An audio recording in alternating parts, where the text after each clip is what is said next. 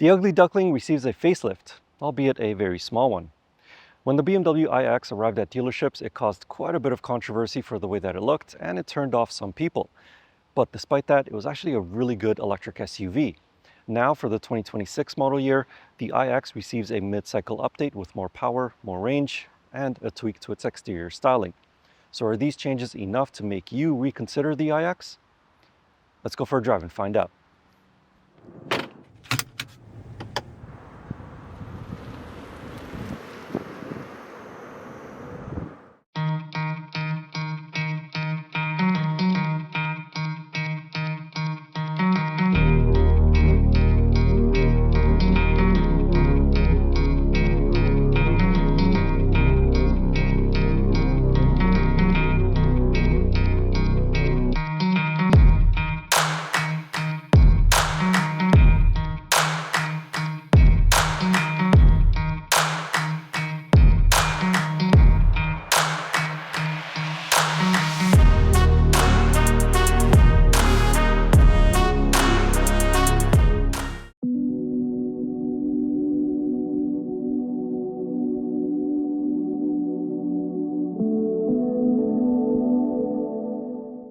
One of the first things that you'll notice about the 2026 BMW iX is the change in trim names.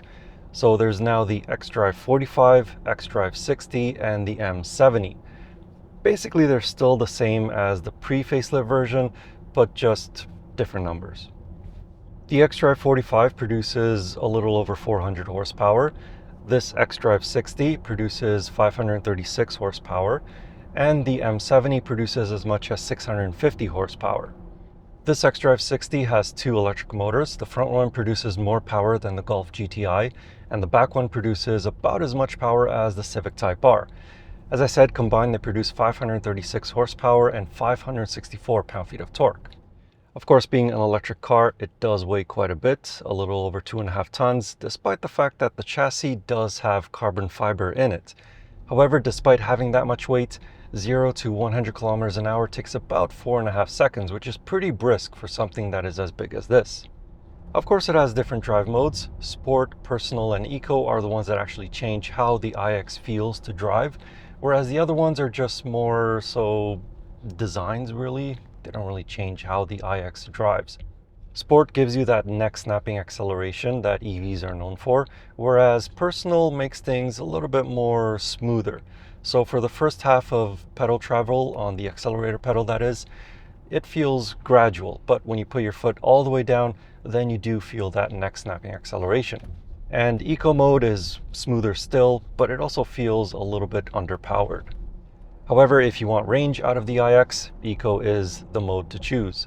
Every time that you switch into the Eco mode, the estimated drive range changes, and you can even set it so that it has maximum range, and that will increase it to almost 700 kilometers, maybe even more, depending on your driving style.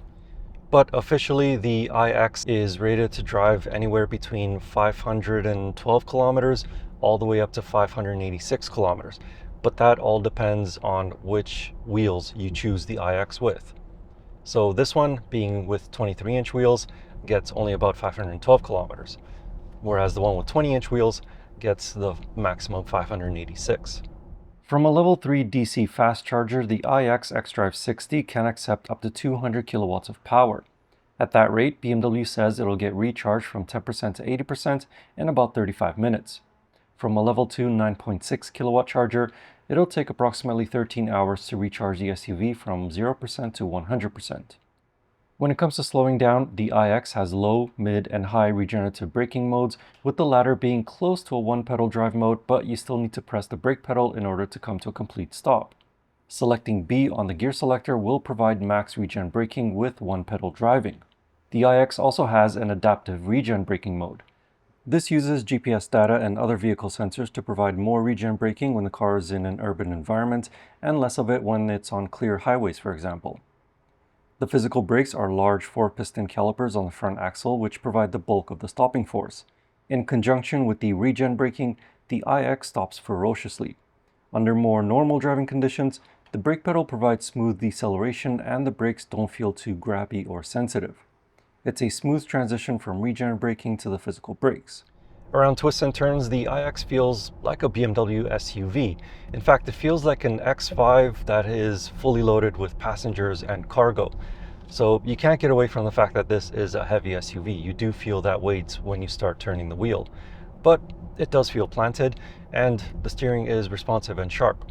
You can option the iX with air suspension that changes automatically depending on the drive modes and how fast you're going, and it can also be equipped with rear wheel steering to help maneuverability both at slow speeds and at higher speeds.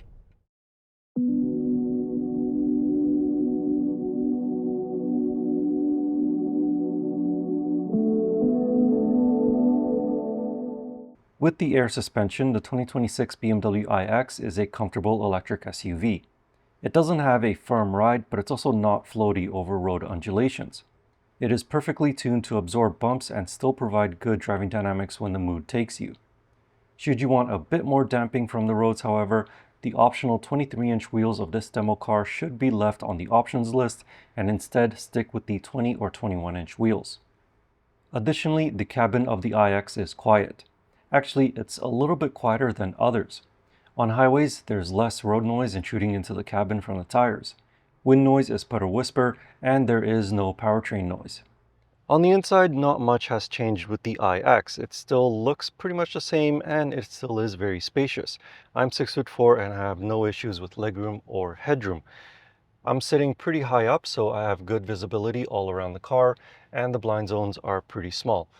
The rear visibility is hampered just a little bit by the center headrest, but you can fold that one down to make it a little bit easier to see out the back.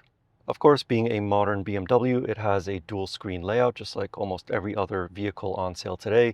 And of course, the climate controls are integrated into this infotainment system. However, I don't really mind the design of this particular dual screen layout as much as it bothers me in some other cars, because here it kind of looks a little bit elegant. The dashboard slopes downward and the screens are mounted on really good looking little mounts, I guess. So it's actually a really elegant design and I do like it. Also, speaking of the dashboard, if you do get the iX with a different color interior, the dashboard color does change as well as the seat color. So if you get it in the blue or red colors, then this dashboard changes to either red or blue. And while it does look nice in direct sunlight like how it is today, the brighter colors I should say, do reflect off of the windscreen, making it a little bit more difficult to see out of the car in front of you. So just keep that in mind. A couple of design features that I don't like about this iX have to do with the center console. Firstly, the cup holders are mounted lower down than the upper portion of the center console, which, okay, does save up space, and it does allow for a pass-through between the two front passengers.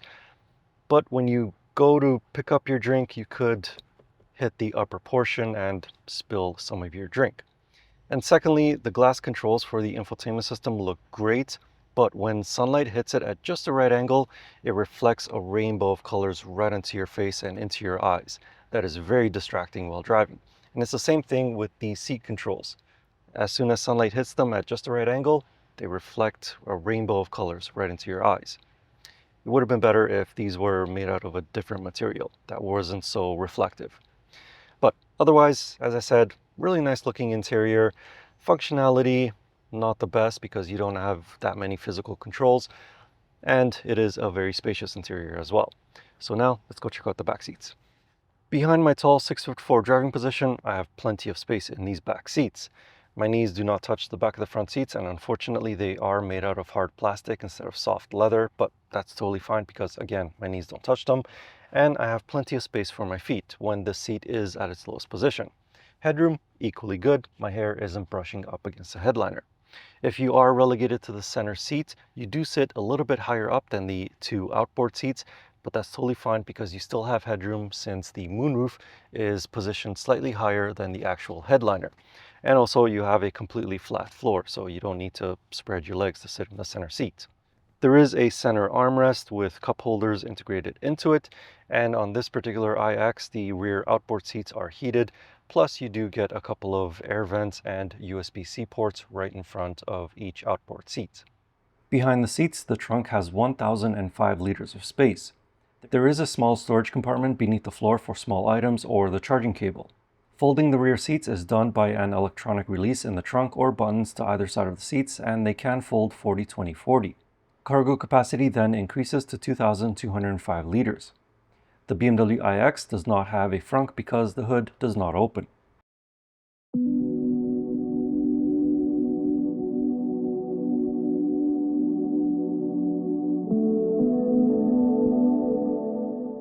The 2026 BMW iX starts at $89,900 Canadian for the iX45. This iX60 starts at $94,900, and this demo vehicle is equipped to the price of $123,200 Canadian. The more powerful iX M70 starts at $129,900 Canadian. For a vehicle with a six-figure price tag, you'd expect a lot of gadgets, and this BMW iX does not disappoint. It has the usual stuff such as satellite navigation, heated seats in all four corners, a heated steering wheel, optional ventilated front seats, power liftgate, a head-up display, surround view cameras, wireless phone charging, and so on. But the iX takes things up a notch. It has panel heating, which can bathe the cabin in warmth during the winter months. These radiate heat from the lower portions of the dash and the armrests. The moonroof is a fixed piece of glass, but the shade is actually an electrochromatic transition between opaque and transparent. The car can park itself, pull out of a parking spot, and it can remember the last 200 meters of any forward maneuver and then proceed to reverse in that exact manner. There are also soft closed doors, a built-in dash cam, adaptive cruise control with a good lane centering system, and optional is a hands-free driving system. The hands-free system works on most highways, and it incorporates automatic lane changes. Best of all, the driver does not need to touch the indicator stalk to initiate the lane change. If a slower moving vehicle ahead is in the way and there's a clear spot in the left passing lane, the iX will prompt the driver to check the left blind zone. Once it sees, quote-unquote, that the driver turned their head to the left, it will automatically initiate the lane change. However, I never got it to work for the right lane changes. I had to use the indicator stalk. Now on to the styling of the 2026 iX, and the most noticeable change is with the new headlights. They look much sharper now, and the LED daytime running lights are now vertical instead of horizontal like before. As for the grille, it is still the same overall shape as before, but it's now illuminated and it has vertical lines instead of that web looking thing. I think it does look better, but it's still no queen of the ball or anything like that. Plus, we have grown accustomed to seeing this car now on the street for the last, 3 years? So it doesn't feel quite as offensive when you see it, let's just say that. Still not the prettiest SUV out there, but it does look better. On the side, the car does come with 20-inch wheels, but those look a little bit goofy compared to the rest of the car. So I would recommend upgrading to either 21s, 22s, or 23s like how this one has. These ones look really nice. And in the back, the iX doesn't really see any changes. In the end, the mid-cycle updates to the 2026 iX continue to make it one of the best, if not the best, luxury electric two-row SUVs out there. It's by no means the queen of the ball, but if you look beyond its styling, this is a great electric SUV. And if you would like to know more about it, I have a more detailed written review of it over on my website. You can find that link in the video description or click on the pop-up banner right up here. And as always, I will see you in the next car, truck, or most likely another SUV. Anyway, thank you for watching. I hope you enjoyed the video, and see you in the next one.